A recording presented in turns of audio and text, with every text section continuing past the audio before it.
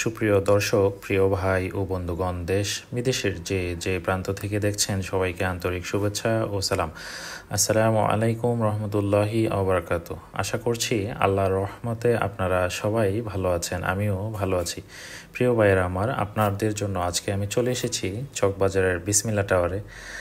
আসলে প্রত্যেকটা মানুষেরই জীবনের কিছু ইতিহাস, জীবনের কিছু কথা থাকে, তেমনি আমি আমার জীবনের কিছু কথা আপনাদের সাথে শেয়ার করতে চলেছি। আসলে লেখাপড়া করার পর এক পর্যায়ে আমি প্রবাসে চলে যাই, বিদেশে চলে যাই, দুবাইতে ইন্টারন্যাশনাল ড্রাইভিং লাইসেন্সধারী ছিলাম আমি। দুবাই ড্রাইভিং লাইসেন্স ছিল, যার কারণে প্রাইভেট কার বা ট্যাক্সি কিনে, প্রাইভেট গাড়ি কিনে ট্যাক্সির মতো পিক আপ ড্রপ আপ যে একটা জব আছে, ওইটাকে বলা হয় পাঠান ট্যাক্সি বা খুসুসি ট্যাক্সি। যারা দুবাইতে বা মিডল ইস্টের যে কোনো আরব কান্ট্রিতে থাকেন তারা এই ব্যাপারটি জানেন বা বুঝবেন। তখন এক পর্যায়ে 5-6 বছর ছিলাম, থাকার পরে এক পর্যায়ে চলে আসার পরে কি করব চিন্তা করার পরে মনে করলাম যে যেহেতু বাংলাদেশে ওবার চলছে, তাহলে ওবারটা আসলে ভালো হবে আমার জন্য। তখন নিজে একটা গাড়ি কিনে ওবারে যোগ দিই এবং ওবার কন্টিনিউ প্রায় একটানা 3 বছরের মতো করেছিলাম। তো এক পর্যায়ে ওভার কাজটা ভালো ছিল, ইনকামও ভালো ছিল, কিন্তু এক পর্যায়ে দেখা যাচ্ছে শরীর বা বডি স্যুট করে না। ঢাকার পরিবেশ, ঢাকার আবহাওয়া, ঢাকার পানি, তারপরে সারাদিন সারা রাত্র আপনার এইরকম এই বাহিরে থাকতে হয়, অন্যান্য গাড়ির লাইট, হেডলাইট চোখের মধ্যে পড়ে, যার জন্য হচ্ছে চোখটা লাল হয়ে যেত এক পর্যায়ে। পরবর্তীতে চিন্তা করলাম যে জীবন তো আগে বাঁচাতে হবে, তাহলে আমি আপাতত এই কাজটি করতে পারতেছি না। পরে চিন্তা করলাম যে তাহলে কি করা যায়। পরে ঢাকায় আমার এই কাজের মাঝে মাঝে যখন বিভিন্ন জায়গায় বিভিন্ন ট্রিপ নিয়ে যাওয়া হইতো, এর পরিপ্রেক্ষিতে ঢাকারই আপনার একটা ওষুধ কোম্পানির সাথে আমার ভালো সম্পর্ক হয়েছিল। পরবর্তীতে এক পর্যায়ে দেখি তারা আমাদেরই এলাকার বড় ভাই ব্রাদারদের প্রতিষ্ঠান। তখন এক পর্যায়ে চিন্তা করলাম যেহেতু পড়ালেখা করেছি, তাহলে অবশ্যই মেডিসিন নিয়ে কাজ করি বা ফার্মেসি টাইপের যে বিজনেসটা, এটা আসলে করতে চেয়েছিলাম। এক পর্যায়ে করেছিও বছর দুয়েক। করার পরে দেখা গেছে করোনার সময় করেছিলাম, কিন্তু করোনা চলে যাওয়ার পরে ওইভাবে আর মেডিসিন চলে নাই। পরবর্তীতে চিন্তা করলাম এখন কি করা যায়। পরে থিঙ্ক করলাম যে আসলে যেহেতু আমার একটি দোকান নেওয়া আছে, ওই দোকানটা স্কুলের সামনে ছিল, high school, primary and high স্কুলের সামনে। পরে চিন্তা করলাম যে যেহেতু প্রাইমারি হাই স্কুলের সামনে দোকান, তাহলে স্টেশনারি বা এই জাতীয় যেই প্রোডাক্টগুলো বিক্রি করা যায়, এই প্রোডাক্টগুলো আসলে বিক্রি করে দেখি কি অবস্থা। পরে যেই কথা সেই কাজ শুরু করে দিলাম আল্লাহর নাম নিয়ে। কিন্তু আসলে শুরু করার কয়েক মাস পরেই বিগত মানে পুরাতন যেই সরকার ছিল, বাংলাদেশের পুরাতন সরকার, আর শেখ হাসিনা সরকারের আমলে, তখন আপনারা অবশ্যই জানেন একটানা 3 থেকে 4 মাস স্কুল বন্ধ দিয়েছিল বিভিন্ন কারণে। স্কুল বন্ধ থাকার কারণে এমনও দিন গিয়েছিল আমার যে 2 কেজি চালও আমি কিনতে আমার জন্য কষ্ট হয়েছিল। বাস্তবতাটা কতটা কঠিন, কতটা নির্মম। আমার আসলে 2টা বেবি আছে এখন আল্লাহর রহমতে। একজনের বয়স হচ্ছে 3 বছর, আরেকজনের বয়স 3 মাস না 4 মাস। তো দুটাই মেয়ে বাবু এখন। তখন আমি চিন্তা করলাম আমার 2টা বেবি নিয়ে আসলে আমি কিভাবে চলবো। আমাকে আল্লাহ তালাই তো সবাইকে চালাবে, কিন্তু আসলে আমি কিভাবে চলবো। তখন আমার এক দোকানেই আমার দোকানেই আপনার বিভিন্ন প্রাণের বা আরএফএলের বা ফ্রেশ কোম্পানির যারা বসুন্ধরার বিভিন্ন ধরনের কাগজ, পেপার বা কলম টলম এগুলো দিত, MRSR বলা হয় আর কি। তাদের মধ্য থেকে একজনের সাথে আমার দেখা হয়ে এসেছিল। আসার পরে বললাম যে ভাই কেমন আছেন। উনি বলতেছে ভাই ভালো আছি, কিন্তু আমার চাকরিটা নেই। তা আমিও আমার বাস্তবতা অনেকে শেয়ার করলাম যে ভাই বাস্তবতা অনেক কঠিন। 2 কেজি চাউল কেনার মতো সেল হয় না, দৈনিক 200-300 টাকাও সেল করা অনেক কঠিন, এমন এক পর্যায়ে চলে এসেছি। পরে উনি আল্লাহ থেকেই সব কিছু ডিসাইড হয় বা সিদ্ধান্ত আসে, আল্লাহই সব কিছু একটা ব্যবস্থা করে দেন আর কি। এটা মেনে নিতেই হবে।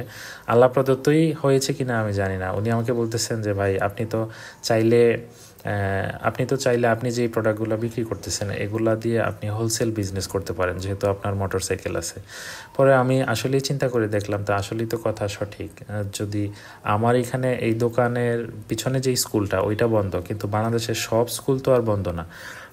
এমনও স্কুল আছে যে খোলা, কিন্ডারগার্টেন বা মাদ্রাসা বা এমন কিছু প্রতিষ্ঠান আছে যেগুলো খোলা।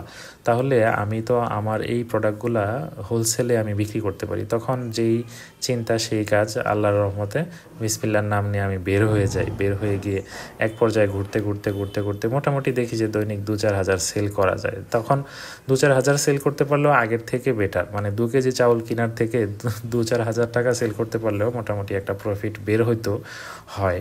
পরবর্তীতে এক পর্যায়ে আমি চিন্তা করলাম যে এই প্রোডাক্টগুলো, খাতা কলম বা অ্যাক্সেসরিজ, বক্স টক্স, এই জাতীয় প্রোডাক্ট কিন্তু সবসময় বিক্রির উপযোগী নয়, সবসময় চলে না, কিছুটা ডাল সিজনও এগুলোর আছে। পরে চিন্তা করলাম যেহেতু এই দোকানগুলিতে আমার আসা যাওয়া হয়, তাহলে আর কি কি আমি সেল করতে পারি। তখন থেকেই আমার চকবাজারে আসা যাওয়া শুরু করি, এবং এর আগে থেকেই চকবাজারে আসা যাওয়া ছিল নিজের দোকানের জন্য প্রোডাক্ট কেনার জন্য। আমি প্রতি সপ্তাহে বা 10 দিনে একবার মানে চকবাজারে যাওয়া হইতো, কিন্তু তখন থেকে আমি পাইকারি লেভেলের যে রেটটা, ওই রেটে কিনা শুরু করে দিই। আসলে তখন তো আমি আর পাইকারি লেভেলের রেটটা জানতাম না।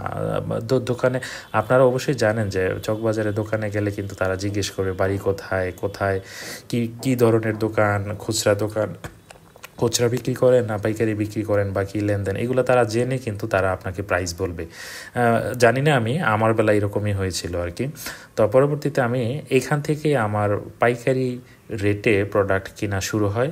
এখন আমি বুঝতে পেরেছি যে পাইকারি রেট থেকে খুচরা রেট কতটুকু ডিফারেন্স, শতকরা প্রায় 20 টাকা, শতকরা প্রায় 20 টাকা ডিফারেন্স। তাহলে পরবর্তীতে আমি চিন্তা করলাম যে আমি যদি দৈনিক 5,000 থেকে 7,000 টাকার প্রোডাক্ট বা এইভাবে ঘুরে ঘুরে পাইকারি সেল করতে পারি, এবং মাসিক যদি 1,00,000 থেকে 1.5 লাখ টাকার প্রোডাক্টও সেল করতে পারি, তাহলে হয়তোবা মোটামুটি 2 ছেলে মেয়ে নিয়ে, 2 মেয়ে নিয়ে হয়তোবা সংসার চালানো যাবে, বা আল্লাহর রহমতে হয়তোবা চলতে পারবো। ওইভাবেই আমি মোটামুটি এখন দৈনিক 4-5 হাজার টাকা, 7,000 টাকা, প্রতিদিন তো একরকম হয় না, এক এক দিন এক এক রকম অ্যামাউন্টের সেল করে থাকি। এখন বিভিন্ন ধরনের খাবারের আইটেমগুলোই বেশি সেল হয়ে থাকে আসলে, যেমন ধরনের চকলেট, যেমন আপনার হজমি টাইপের কিছু প্রোডাক্ট আছে, তারপরে আপনার ডেইরি মিল্ক আছে, তারপরে সন্দেশ আছে, এই জাতীয় কিছু প্রোডাক্ট আছে। এগুলোতে খুব ভালো লেভেলের প্রফিট করা যায়। যেমন পাইকারিতে মোটামুটি 40-45 টাকা দিয়ে আপনি যদি একটা সন্দেশ কিনেন 1 প্যাকেট, তাহলে ওইটা খুচরা আপনি বিক্রি করতে পারবেন। মানে আপনিও আবার পাইকারি বিক্রি করবেন, ওইটা মিনিমাম 60 টাকা বিক্রি করতে পারবেন, এবং এমআরপি হচ্ছে 100 টাকা। তাহলে এই লেভেলের একটা প্রাইস থাকে। আমি সবগুলোর ব্যাপারে বলতে চাচ্ছি না বা বলবো না, আসলে এটা আপনারা বুঝে নেবেন, আসলে খুঁজে খুঁজে বের করে নেওয়ার চেষ্টা করে নেবেন।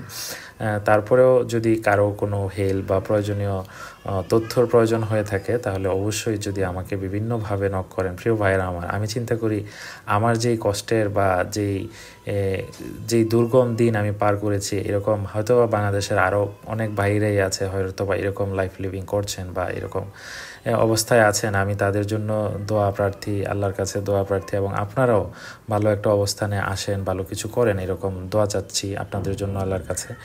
অবশ্যই আল্লাহ তাআলা ভালো কিছু রাখবেন, ভালো কিছু হবে আপনার দ্বারা, কিন্তু ধৈর্যহারা হওয়া যাবে না। অবশ্যই আমি এরকমও দিন গিয়েছিল ভাই, জুম্মার নামাজ পড়ে 2 জুম্মার মাঝামাঝি অবস্থানে, 2 জুম্মার মাঝামাঝি, জুম্মার 2 খুতবার মাঝামাঝি অবস্থানে আমি আল্লাহর কাছে দোয়া করেছি যে আল্লাহ কীভাবে চলবো একটা ব্যবস্থা করে দেন। আসলে আমি শুনেছি যে 2 খুতবার মাঝামাঝি দোয়া করলে ওই দোয়াটা আল্লাহ তাআলা কবুল করেন। তো যেখানেই গিয়ে আটকে গিয়েছি, ওইখানেই আল্লাহ তাআলাকে বিশেষ করে বেশি বেশি করে স্মরণ করেছি যে আল্লাহ, এই মুহূর্তে তো আপনি ছাড়া আর আমাকে দেখার মতো বা আমাকে সাপোর্ট দেওয়ার মতো কেউ নাই। কারণ এক পর্যায়ে আত্মীয় স্বজন যত আপনই হোক না কেন, তখন তাদের নিজের ফ্যামিলি, নিজের সংসার চালাতেই প্রত্যেকটা ফ্যামিলি, পরিবারে হিমশিম খেয়ে থাকে। তখন আপনাকে কে সাপোর্ট দিবে? একমাত্র আল্লাহ তাআলা ছাড়া। আল্লাহ তাআলার সাপোর্ট ছাড়া আর কোনো সাপোর্ট আপনাকে স্যুট করবে না বা হবে না। হলেও এক পর্যায়ে দেখা গেছে আপনাকে কেউ 5,000 বা 10,000 টাকা দিল, এক পর্যায়ে ওই টাকাটা আবার তারা চেয়ে নেবে, মাস কমপ্লিট হওয়ার আগেই চেয়ে নেবে। তখন কি আপনি আরও মহা বিপদে পড়বেন। কীরকম বিপদে পড়বেন? প্রোডাক্ট কিনেছেন, কিছু বাকিতে বিক্রি করেছেন, টাকা সব উঠে নাই। আরেকটি কথা আপনাদেরকে বলতে চাই সুপ্রিয় দর্শক, যারা ছোটোখাটো ব্যবসা করেন, যারা ছোটোখাটো ব্যবসা করতে চান, যেমন 2, 4, 5,000 বা 10,000 টাকা দিয়ে, আসলে কেউ যদি সাইকেল দিয়েও 10,000 টাকা প্রোডাক্ট আপনাদের ডিস্ট্রিক্ট লেভেলের যেই চকবাজার আছে, প্রত্যেকটা মানুষই যারা আসলে ভিডিওটা দেখে থাকবেন, প্রিয় ভাইয়েরা আমার, আপনাদের প্রতিটা ডিস্ট্রিক্ট লেভেলে কিন্তু পাইকারি এরকম হোলসেল বাজার আছে। হ্যাঁ, ঢাকা চক বাজার যেমন বাজার, এখান থেকেই নিয়ে তারা হয়তো একটা প্রোডাক্ট তার থেকে 5 টাকা বা 10 টাকা বেশি রেটে ওইখানে বিক্রি করছে। কিন্তু যাদের পক্ষে ঢাকা চক বাজার আসা সম্ভব হচ্ছে না, তারা ওইখান থেকে কিনে নিয়ে আপনারা সাইকেল দিয়ে ঘুরে ঘুরে যদি দৈনিক 5,000 টাকা বা 7,000 টাকা বা 4,000 টাকার প্রোডাক্ট আপনারা সেল করতে পারেন, তাহলে দেখবেন 500-700 বা 1,000 টাকাও কিছু প্রোডাক্ট আছে যে 5,000 টাকা সেল করতে পারলে 1,000 টাকাও হয়তো বা প্রফিট হতে পারে। তাহলে দেখা গেছে অন্য কাজ থেকে এটা অনেক বেটার ফ্রিডম। আপনার আজকে মনে চাচ্ছে আপনি বের হলেন, কালকে মনে চাইবে না আপনি বের হবেন না। আসলে আপনার নিজের ওপরে ডিপেন্ডেন্ট, আসলে আপনি কি করবেন, কতটুকু সেল করবেন। আপনি কি রাত্র 12টা পর্যন্ত সেল করতে চান?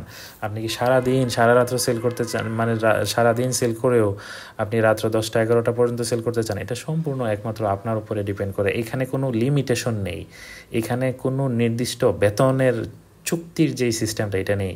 আপনি যদি 1 মাসে 3 লাখ টাকার প্রোডাক্ট সেল করতে পারেন, চকবাজারের আনুমানিক প্রায় 70 থেকে 80,000 টাকা সেভ থাকবেই 100%। আমি মন থেকে বলতেছি এবং আমি নিয়মিত করছি ভাই। আমি প্রায় 3 বছর যাবৎ আল্লাহর রহমতে আপনাদের দোয়ায় এইভাবে করে আসতেছি এবং চলছি।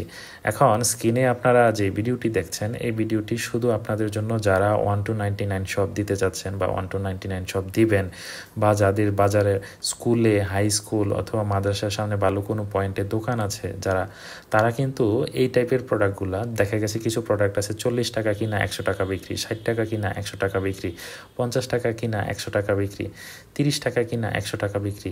এই জাতীয় প্রোডাক্টগুলো যদি আপনারা